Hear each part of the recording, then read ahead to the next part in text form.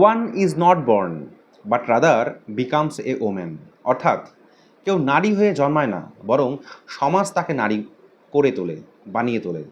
নমস্কার বন্ধুরা, আজ আমরা এমন একটা বই নিয়ে কথা বলবো যা গত শতাব্দীর সবচেয়ে প্রভাবশালী বইগুলোর মধ্যে একটা। শুধু প্রভাবশালীই নয়, এই একটা বই গোটা বিশ্বের অর্ধেক জনসংখ্যার বেঁচে থাকার, চিন্তা করার এবং নিজেদেরকে চেনার লড়াইকে চিরতরে বদলে দিয়েছিল। আমি আজ কথা বলছি ফরাসি দার্শনিক সিমন ডে বিভরের কালজয়ী বই দ্য সেকেন্ড সেক্স নিয়ে। আর 1949 সালে যখন বইটি প্রকাশিত হয় ফ্রান্সে, তখন রীতিমতো ঝড় উঠে গেছিল। খোদ ভ্যাটিকান চার্চ এই বইটিকে নিষিদ্ধ ঘোষণা করেছিল। কেন জানেন? কারণ সিমন এমন কিছু সত্য সবার সামনে তুলে ধরতে চেয়েছিলেন যা হাজার বছরের পুরুষতান্ত্রিক সমাজ হজম করতে পারেননি। আজকের ভিডিওতে আমরা খুব সহজ ভাষায়, কোনো জটিল তত্ত্বের মারপ্যাচ ছাড়াই বুঝব সিমন ডে বিভোর আসলে কি বলতে চেয়েছিলেন। কেন তিনি বলেছিলেন যে পুরুষ হলো এই পৃথিবীর ডিফল্ট বা প্রধান চরিত্র, আর নারী হলো কেবলই আদার বা দ্বিতীয় লিঙ্গ। যদি আপনি একজন নারী হন, তবে এই ভিডিওটি আপনাকে নিজেকে নতুন করে চিনতে শেখাবে। আর যদি আপনি একজন পুরুষ হন, তবে আপনার চারপাশের মা, বোন, স্ত্রী বা প্রেমিকাকে দেখার দৃষ্টিভঙ্গি বদলে যাবে। প্রথমে আমরা জেনে নেব সিমন ডে বিভর কে ছিলেন। 1908 সালে প্যারিসে জন্মগ্রহণ করেছিলেন সিমন। একাধারে ছিলেন বুদ্ধিজীবী, উপন্যাসিক এবং অস্তিত্ববাদী দার্শনিক।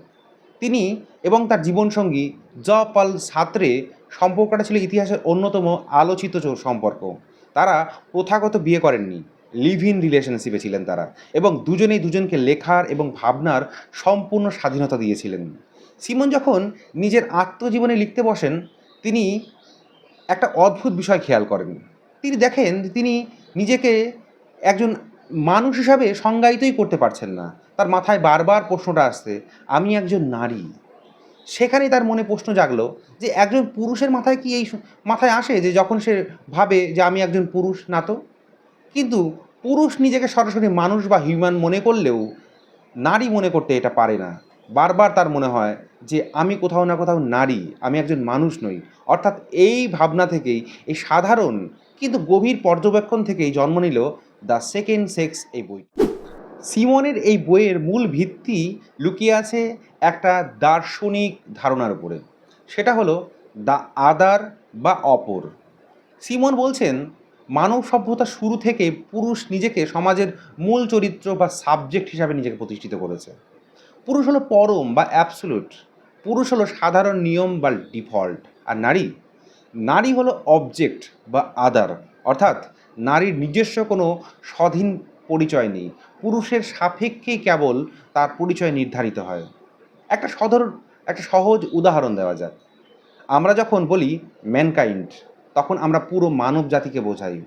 ভাষার মধ্যেই পুরুষকে পুরো মানব জাতির প্রতিনিধি বানিয়ে দেওয়া হয়েছে। ম্যানকাইন্ড, ওমেনকাইন্ড বলেনি কিন্তু। সিমন লিখছেন, humanity is male and man defines woman not in herself but as relative to him. মানবতা হলো পুরুষবাচক, এবং পুরুষ নারীকে তার নিজের পরিচয় সংজ্ঞায়িত করে না, বরং পুরুষের সাথে তার সম্পর্ক কী সেই অনুযায়ী সংজ্ঞায়িত করে। পুরুষ যদি হয় স্বামী, নারী তবে স্ত্রী। পুরুষ যদি হয় পিতা, নারী হয় কন্যা। অর্থাৎ পুরুষের সাপেক্ষে নারীর ভালো মন্দ, প্রয়োজনীয় অপ্রয়োজনীয়। দ্য সেকেন্ড সেক্স বইটি মূলত দুটি বড় খণ্ডে বিভক্ত। প্রথম খণ্ডে সিমন তিনটি প্রধান বিষয়ের ব্যবচ্ছেদ করেছেন: জীবনবিজ্ঞান, ফ্রয়েডের মনস্তত্ত্ব এবং মানব ইতিহাস। সমাজ যেভাবে নারীকে যুগে যুগে বুঝিয়ে এসেছে তুমি দুর্বল, এটা তোমার ভাগ্য, সিমন বৈজ্ঞানিক ও যৌক্তিকভাবে সেই যুক্তিগুলোকে খণ্ডন করেছেন। প্রথমে আলোচনায় আমরা আসি জীবন বিজ্ঞান। সমাজ সবসময় বলে এসেছে নারীর শরীর সন্তান জন্ম দেওয়ার জন্য তৈরি হয়েছে, তাই সে শারীরিকভাবে দুর্বল এবং ঘরের কাজের জন্যই উপযুক্ত। সিমন এটা মেনে নিয়েছেন যে পুরুষ আর নারীর মধ্যে জৈবিক পার্থক্য আছে, কিন্তু তিনি জোর দিয়ে বলেছেন বায়োলজি ইজ নট ডেস্টিনি। অর্থাৎ জীববিজ্ঞান মানুষের ভাগ্য নির্ধারণ করে না।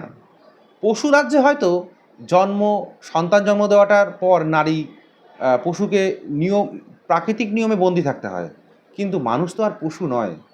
মানুষ প্রযুক্তির সাহায্যে, চেতনার সাহায্যে প্রকৃতিকে জয় করেছে।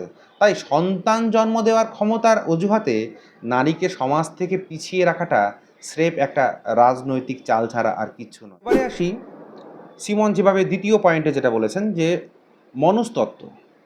সিমন এখানে সিগমুন্ড ফ্রয়েডের মনস্তত্ত্বের সমালোচনা করেছেন।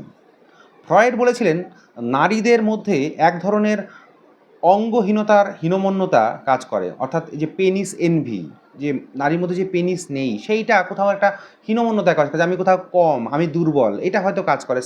সেটা বলেছেন কে? Sigmund Freud. সিমন এই তথ্য উড়িয়ে দিয়ে বলেছেন ছোটবেলায় একটা মেয়ে যখন দেখে যে সমাজের সমস্ত ক্ষমতা, সমস্ত স্বাধীনতা ছেলেদের হাতে, তখন সেই নারীর ক্ষমতার প্রতীকটিতে পেতে চায়। এটা কোনো শারীরিক হীনমন্যতা নয়, এটা আসলে সামাজিক ক্ষমতার অসম বন্টনের প্রতি একটা মেয়ের অবচেতন আকাঙ্ক্ষা। তাহলে বোঝা গেল তো, এই যে ছোটোবেলা থেকে পুরুষদের যখন প্রায়োরিটি দেওয়া হচ্ছে, গুরুত্ব দেওয়া হচ্ছে, সেই জায়গাটাতে একটা নারী যখন দেখে তখন তার ফ্রাস্ট্রেশন হবেই, তার তো পুরুষকে সে হিংসে করবেই, এটা সেই হিংসার কথা বলা হয়েছে। কিন্তু সিগমুন্ড ফ্রয়েড বলছেন যেহেতু একটা নারী শরীরে পেনিস নেই, তাদের একটা পেনিসের শরীরের মধ্যে কোথাও একটা খামতি আছে, সেই খামতির কারণেই হয়তো পেনিস এনভি বা এই যে একটা হীনমন্যতা, শারীরিক হীনমন্যতার কথা বলছেন। অর্থাৎ এইখানে আমরা দেখতে পেলাম সিগমুন্ড ফ্রয়েডের সঙ্গে সিমন ডে বিভনের একটা পার্থক্য ভাবনা চিন্তার। এরপরে আমরা 3 নম্বর পয়েন্টে আসি, ইতিহাস, মানব সমাজের ইতিহাস বা রূপরেখা। সিমন দেখিয়েছিলেন কিভাবে প্রাচীন কাল থেকে পুরুষেরা নিজেদের সাহিত্য, ধর্ম, রূপকথায় নারীদের একটা কাল্পনিক রূপ তৈরি করেছেন। পুরুষ নারীকে কখনো দেবী বানিয়েছেন, কখনো ডাইনি বানিয়েছেন, কখনো আবার মিউজের মতো করে অনুপ্রেরণা বানিয়েছেন। কিন্তু সমাজ নারীকে রক্তে মাংসের মানুষ হতে দেননি কখনো, যার ভুল ত্রুটি থাকতেই পারে, যার নিজস্ব স্বপ্ন থাকতে পারে। আমরা যে নারীদেরকে ভারতীয় মাইথোলজিতে, পুরাণে যেগুলো দেখি, সীতা, তারপরে বেহুলা, সাবিত্রী, এদেরকে এমনভাবে লিখেছেন যে পুরুষতান্ত্রিক লেখকরাই তো লিখেছেন এগুলো। এমনভাবে তাদেরকে আইডিয়ালাইজ করা হয়েছে যে দেখানো হচ্ছে দেখো আদর্শ মেয়ে কিন্তু এরাই, এইভাবেই কিন্তু বিষয়টাকে তুলে ধরা হয়েছে। কিন্তু ব্যাপারটা কি তাই? এইবার আমরা আসব এই বইয়ের সবথেকে বিখ্যাত এবং সবচেয়ে বৈপ্লবিক অংশে। বইটির দ্বিতীয় অংশের শুরুতেই সিমন সেই ঐতিহাসিক লাইনটি লিখেছেন। কি লিখেছেন? One is not born but rather becomes a woman. অর্থাৎ কেউ নারী হয়ে জন্ম নেয় না, সমাজ তাকে নারী বানিয়ে তোলে। এই একটা লাইনের উপরে দাঁড়িয়ে আছে আধুনিক ফেমিনিজমে যে সেক্স এবং জেন্ডার, আমরা অনেক সময় দুটোর মধ্যে গুলিয়ে ফেলি, সেক্স এবং জেন্ডারের মধ্যে পার্থক্য করে ফেলি, সেই পার্থক্যটা তিনি এখানে পরিষ্কার করেছেন। সিমন আমাদের বোঝাচ্ছেন যে নারী বা পুরুষের হিসাবে আমাদের যে শারীরিক গঠন, যেটা আমরা জন্মগতভাবে পাই, তা হলো আমাদের বায়োলজিক্যাল সেক্স, যা প্রকৃতির দান। কিন্তু সমাজ আমাদের শেখায় মেয়েদের মতো আচরণ করো, ছেলেদের মতো করে শক্ত হও, ছেলেরা আবার কাঁদে নাকি, মেয়ে হয়ে তুমি ছেলের মতো এরকম জোরে জোরে করে হাঁটছো কেন, এরকম ছেলে এত জোরে জোরে হাসতে নেই। এই যে আচরণগুলো আমাদের মধ্যে শেখানো হয়, এই আচরণ, পোশাক, স্বভাবের বাধ্যবাধকতাই এইটাই হলো জেন্ডার, যা সমাজ তৈরি করে। ছোটোবেলা থেকেই একটা মেয়েকে নানান রকম কন্ডিশন চাপিয়ে দেওয়া হয়, তাকে ব্রেন ওয়াশ করা হয়। একটা ছেলেকে দেওয়া হয় একটা গাড়ি, বন্দুক, বাইরের খেলার জিনিস, যা তাকে শেখায় পৃথিবী জয় করতে, বাইরে গিয়ে লড়াই করতে, যাকে সিমন বলেছেন ট্রান্সেন্ডেন্স অর উত্তরণ। আর একটা মেয়েকে ছোটোবেলা থেকে দেওয়া হয় কি? পুতুল, রান্নাবাটি করার খেলনা, যা তাকে অবচেতনভাবেই ঘরের মধ্যে বন্দি হতে এবং অন্যের সেবা করতে শেখায়, যেটাকে সিমন বলেছেন ইমেনেন্স বা স্থবিরতা। মেয়েটিকে শেখানো হয় যে তার জীবনের চূড়ান্ত লক্ষ্য হলো নিজেকে সুন্দর রাখা, যাতে ভবিষ্যতে কোনো পুরুষ তাকে পছন্দ করে এবং সে একটা সুখী সংসার পেতে পারে। অর্থাৎ তার নিজের জীবনের কোনো স্বাধীন প্রজেক্ট বা লক্ষ্য থাকে না, আর এই লক্ষ্য হয় অন্যের জীবনের অংশ হওয়াটা। সিমন তার বইয়ে প্রথাগত বিয়ে এবং গৃহস্থালির কাজের তীব্র সমালোচনা করেছেন। অনেকেই এই কারণে সিমনকে ভুল বোঝেন, ভাবেন তিনি হয়তো সংসারের বিরোধী বা বিয়ের বিরোধী। কিন্তু তার যুক্তিটা গভীরভাবে বোঝার চেষ্টা করুন। সিমন বলেছেন একজন গৃহবধূর সারাদিনের কাজগুলো কি? রান্না করা, ঘর পরিষ্কার করা, কাপড় কাচা। এই কাজগুলোর চরিত্র কেমন?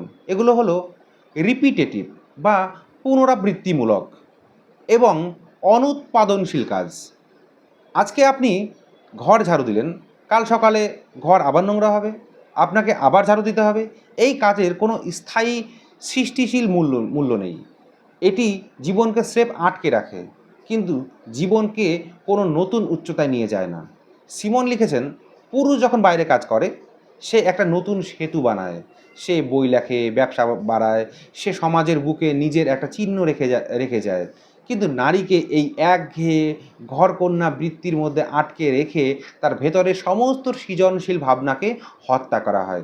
বিয়ে অনেক সময় নারীর জন্য একটি অর্থনৈতিক চুক্তি হয়ে দাঁড়ায়, যেখানে সে তার স্বাধীনতার বিনিময়ে সামাজিক ও আর্থিক নিরাপত্তা কেনে। তাহলে মুক্তির উপায়টা কী? সিমন দ্য বিভোর শুধু কি সমস্যার কথাই বলেছেন? সমাধানের পথও দেখিয়ে গেছেন। তার মতে নারীর সত্যিকারের মুক্তি পেতে হলে তিনটি জিনিস অবশ্যই জরুরি। প্রথম হচ্ছে অর্থনৈতিক স্বাধীনতা বা ইকোনমিক ইন্ডিপেন্ডেন্স। সিমন স্পষ্ট করে বলেছেন, যতদিন না একজন নারী নিজের খরচের জন্য সম্পূর্ণভাবে নিজের উপর নির্ভরশীল হচ্ছে, ততদিন সে স্বাধীন হতে পারবে না। চাকরি বা নিজের উপার্জন হলো মুক্তির প্রথম ধাপ। দ্বিতীয়টি কি? যৌন বা প্রজনন স্বাধীনতা বা রিপ্রোডাক্টিভ ফ্রিডম। নারীর নিজের শরীরের উপর তার নিজের অধিকার থাকতে হবে। গর্ভধারণ বা গর্ভপাতের সিদ্ধান্ত সম্পূর্ণ তার নিজের হতে হবে, সমাজের বা রাষ্ট্রের নয়। 3 নম্বর হচ্ছে যৌথ দায়িত্ব বা শেয়ার্ড রেসপন্সিবিলিটি। ঘর সামলানো এবং সন্তান লালন পালনের দায়িত্ব শুধু নারীর একার নয়, এটি পুরুষ এবং নারী দুজনেরই সমান দায়িত্ব নিতে হবে। ভিডিওটি শেষে এসে সিমন দ্য বিভোরের একটি দারুণ বার্তা আপনাদের দিতে চাই। সিমন কিন্তু পুরুষদের শত্রু ভাবেননি। তিনি বলেছিলেন, নারীর এই দাসত্ব আসলে পুরুষকেও স্বাধীন হতে দেয় না। কারণ একজন দাসীর স্বামী হওয়াটা কখনো গর্বের বিষয় নয়, গৌরবের বিষয় নয়।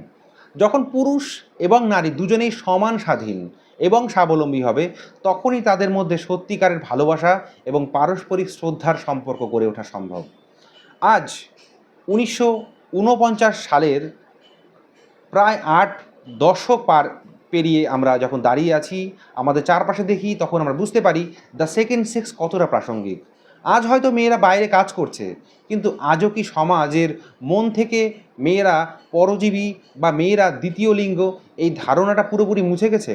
কমেন্ট করে আমাদের মতামত জানাবেন অবশ্যই।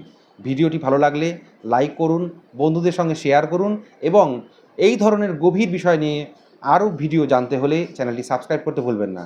দেখা হচ্ছে পরের ভিডিওতে। ধন্যবাদ।